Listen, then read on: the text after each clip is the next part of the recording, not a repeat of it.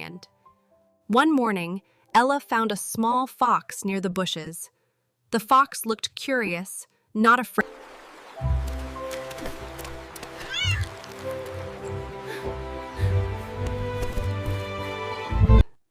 Together, the young Hispanic girl, the Arctic fox, and the cardinal lived a peaceful and joyful life in the forest. Now Ella, a middle-aged East Asian woman, the fox, and the bird spent their days together. Welcome, my little friend.